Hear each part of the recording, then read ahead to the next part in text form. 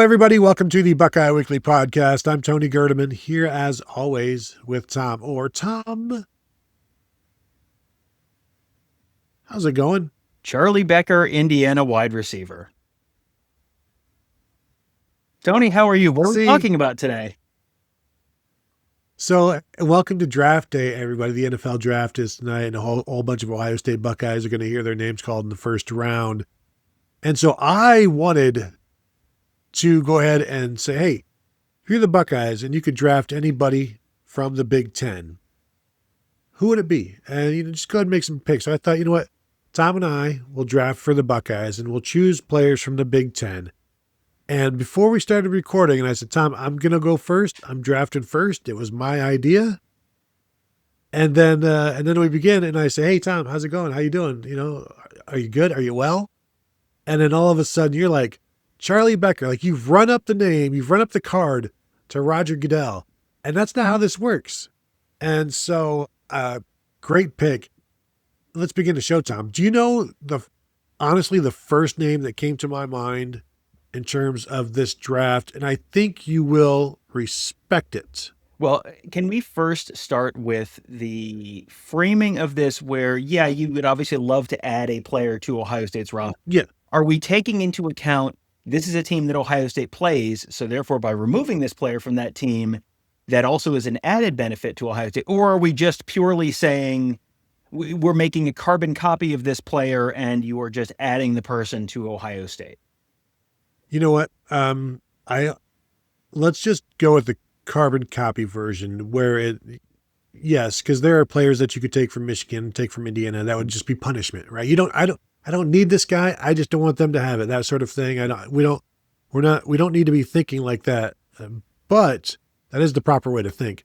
But yes, let's just go with an area of, because the way I'm doing this, and I may be alone in being the correct way to do it, as you look and it's like, you're not necessarily choosing the best player because you may have the best player at that position. I don't think Ohio State needs to go get Dante Moore from Oregon, for instance. So this is really also an exercise of where's Ohio State lacking and who is out there that would be better than what they've got. And the reason why I didn't go with this guy first is, for one, they're not lacking there, but the very first guy I thought of was Indiana linebacker Isaiah Jones, just because of how good he was when we watched him last year over and over and over again. He was always making plays. He's able to play against receivers, like Indiana would stay in a 4-3 on long downs and they'd stay out there on passing downs. And he was just always around. But my very first pick, Tom, and now knowing how you want to go, which I didn't need to be hinted towards that. I feel like there's two picks here, right? Whichever way you want to go. And frankly, there's also two receivers that you could go with. But this is a long way around me saying Charlie Becker from Indiana as my Z receiver opposite Jeremiah Smith. Now, would DeCorian Moore be a better pick? Perhaps. Is Charlie Becker a one-year wonder? I think that's a valid question. Indiana had a lot of talent last year. Can he be the guy this year? And they've added to the receiver room with Nick Marsh. And so they've still got some talent. But I really liked what I saw from Charlie Becker. Plus, he was very cocky last year against Ohio State. And I think if Ohio State's going to draft him, then do they punish him? Do they sit him? Do they redshirt him? No, I would take Charlie Becker 1, which seems, Tom, a year ago, did anybody know his name other than Indiana fans? I don't know that Indiana fans knew his name a year ago. He was a 3-star prospect out of high school, and we watched the first time we saw him was the Penn State game. We did the Indiana-Penn State rewatch, and it was like, where the heck have they been keeping this guy? Because before that, he had 1 catch for 4 yards against Old Dominion, 2 catches for 35 yards against Kennesaw State, 1 catch for 31 yards against Indiana State. Nothing against Illinois, nothing against Iowa, nothing against Oregon, nothing against Michigan State. 2 catches for 35 yards against UCLA, 1 catch for 52 yards against Maryland. And then they go to Penn State, 7 catches for 118 yards. Next week against Wisconsin, 5 catches, 108 yards and a touchdown. Had 1 catch for 6 yards in a blowout win over Purdue.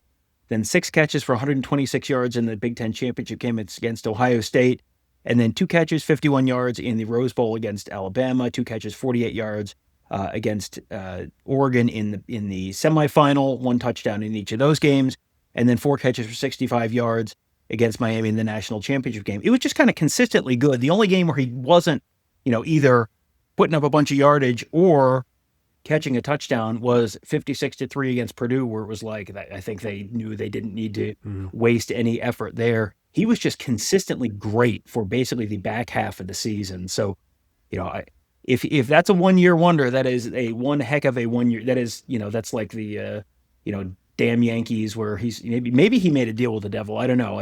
That would certainly be one explanation for the Indiana Hoosiers 2025 season. But yeah, I think he would be an enormous addition. You could put him out there, and he's not Carnell Tate, but he's closer to Carnell Tate than pretty much anyone else I can think of in the Big Ten. So yeah, I think that's an easy 1-1 pick for me. I'm so glad I made it off the top of the show. Tony, who was your first pick? And oh no, okay, well, all right, that's fine. All right, so I guess we're gonna say that they have added a wide receiver now. So I'm gonna go with someone who has not played. This is not going to be the first name that everyone's going to think, because we had a whole thread on our board about this, and a bunch of people talked about Mateo Uiagalelei, which he's a great pick, defensive end from Oregon. However, I'm going with a name that I don't think we've talked about all spring, because he didn't play this spring. John Henry Daly. Now, he is a defensive end from Michigan. He didn't play it all this spring. He transferred from Utah. He was a redshirt sophomore for Kyle Whittingham at Utah last year, had 17.5 tackles for loss. I will say that number again, 17.5 tackles for loss, 11.5 sacks as a redshirt sophomore. And that was up through November 22nd when he ruptured his Achilles and then missed the rest of the season. Missed the spring. I just double-checked. He is expected to be good to go for June 1. Achilles injuries can be a little tricky. You never know, but that is a really, really, really high ceiling potential addition at defensive end. And defensive end is a spot where I think they feel okay. I think you've got Kenyatta Jackson on one side. You can put any number of guys on the other side, and I think they have plenty of good options over there. But I think that that's potentially the highest ceiling addition that they could have on the other defensive end. Yeah, I like that one. It's either him or Mateo Uiagalelei for my second pick in terms of where could you get much better and more proven, and I think that's it. So now I like that pick. If they've done that, then I don't need Mateo, in which case now you're really getting into luxury items, because I think pretty much everywhere else, and I don't know, I'm not looking at Carter Smith at tackle. I think they've got enough tackles. In fact, right now they're trying to figure out what to do with their 3 tackles. So I'm not looking there. And here's a player that I don't know that I ever would have thought or suggested. And that's Bear Alexander, who nose tackle for Oregon, has been a hefty price tag that wasn't as good as that price tag, at least at USC. But I think he's pretty darn good at Oregon last year. I expect him to be pretty good again. I think he would help mitigate the departure of Caden McDonald. But as I said, it's kind of a luxury. And now Ohio State, we talked about they've got 4 guys on the interior that they feel pretty good about. There's still, how many of those guys have done it for an entire season as a starter at Ohio State? 0. So you add a Bear Alexander into that, you make them deeper, and you keep them fresher. I also look at like Brandon Finney, the Oregon cornerback, who I think is really, really good. But again, don't really need that necessarily if we feel good about their 3 that they do have.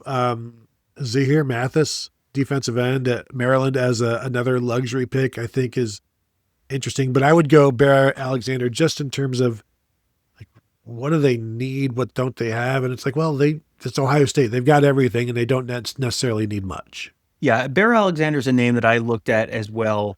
And he finished last year with 6.5 tackles for loss, 1 sack. He is a nose, but he weighs 302 pounds. I'm going to go with if it's me and I'm the one making the call, I'm going with Tyreek Tucker from Indiana instead. And he's a 3-tech, but last year he had 12 tackles for loss, which is basically double what Alexander had, and 6 sacks, and he weighs 4 pounds less than Alexander. So I think he can do a lot of the same stuff that Bear Alexander does. And to me, he's someone who's just a little more productive, and they don't need like one specific spot there. They have some flexibility there where James Smith can play nose instead of 3-tech, and you could sort of figure that out. Larry Johnson talked about wanting to have 5 guys there that they feel pretty good about, and I think they certainly have 4 between James Smith, Edric Houston, Will Smith, and John Walker. I think for sure you've got 4 guys. Is Jason Moore the 5th guy? Damari Simeon, we've talked about there. I mean, there's a bunch of guys. There's several of the true freshmen that could potentially fit that spot. But if you could put a Tyreek Tucker in the middle of there, like that for sure, that's someone who's taken probably first team reps there, or at least 1A kind of reps there. So he would be my guy there instead of Bear Alexander. But I don't think either of those is a wrong answer. That's just the guy I had as a defensive tackle was Tucker. Does Ohio State have to do more stunts if they have Tyreek Tucker? Would that be a bad thing? Any other names that you're thinking about? Because I would also say Andrew Marsh would be an interesting one if you're looking for another receiver because of the punishment aspect, and also he's a pretty darn good receiver. Right, yeah, 45 catches, 651 yards, 4 touchdowns as a true freshman. He had 11 more catches and 154 more yards and 1 more touchdown than DeCorian Moore did at Oregon as true freshman last year. So yeah, I think he would be someone. Again, I think we've probably solved the receiver issue. Can I throw, this is a little bit off the board, and I don't think they're in bad shape on the offensive line, but Cade Pieper, the center for Iowa, he's someone who I think they feel perfectly happy with Carson Hinsman at center. I think, and I think they would probably be perfectly happy with Josh Padilla if Josh Padilla had been healthy. But if you bring in Cade Pieper, you sort of know he's someone who is being talked about as like center number 1 off the board kind of thing next year. And so if you bring him in, maybe you move Hinsman to right guard, and then that answers that question. And then, your big question is, Philip Daniels, Austin Sierreveld, Ian Moore, pick 2 for tackle. And I don't know that there's really a bad combination there. So we're comfortably in the luxury section of this. I don't think there's another position that's like a real position of need. The only other name that I had on there's a couple others, but I'll throw out 3 names, and you can decide which one of these is the best one. Coy Parrish, safety from Oregon. I feel great about Ohio State safeties, but he's someone who I think if they had gotten him in the transfer portal, we would have said, yes, this would be a great addition for Ohio State. So to me, that's still a great addition. I'm going to give you 2 true freshmen, Tony, and you tell me which of these guys you would rather have. Michigan running back, Stavion Hyder, or USC defensive end, Luke Wafel. Which one of those would you rather have? Well, and there's also another USC defensive lineman that might fit that one as well. But I would say, boy, the way people talk about Wafel, there's going to be somebody picking him maybe number 1 overall just to make sure that they get him. And I think that's an interesting one. Ohio State doing pretty well at running back, although everybody's going to be entering their contract years after a year here. But yeah, I think you go Wayfold just because you can get a lot out of, we saw what Ohio State got out of a true freshman running back last year. Not that Bo Jackson isn't really good, but I don't know how much value there is compared to a guy like that could wreck things as a defensive end. I would also throw out there the Oregon tight end, Jamari Johnson, 32 catches, 510 yards last year, and teaming up with Kenyon Sadiq, who I really like, but Johnson averaged more yards per catch and had 3 touchdowns. He's somebody that would give Ohio State another legitimate, productive tight end, and we're assuming Nate Roberts is that. Mm-hmm. So, Johnson could be a guy that would go earlier than he did, and as we know, this is the year of the tight end, so maybe this our bad that we didn't take him first overall, I guess. Yeah, I think he was another name that I certainly thought about. I'm just pulling up Max Clare's stats from last year: 43 catches, 448 yards, and a couple touchdowns. So, if you have stats that are a little better than Max Clare, that's that would certainly give you an added dynamic. I do think they feel very good about Nate Roberts at tight end coming out of the spring. So I I don't again, we're talking there's not that many true positions of need on this Ohio State team. Mhm. There are just spots where it's like, well, this would be a nice supplement to the existing talent there. But, to your point at the beginning of the show, like you could look at Dante Moore. Dante Moore might win the Heisman and go number 1 overall in the NFL draft next year. Like that, those are both actual real possibilities. But how much of an upgrade does he represent over what Julian Sayin could be coming out of the spring? I think there are other spots where you might, if you add him and then you have 2 quarterbacks that good, like sure, great, like that, no one's going to say no to that. But I don't know that that's a need for Ohio State.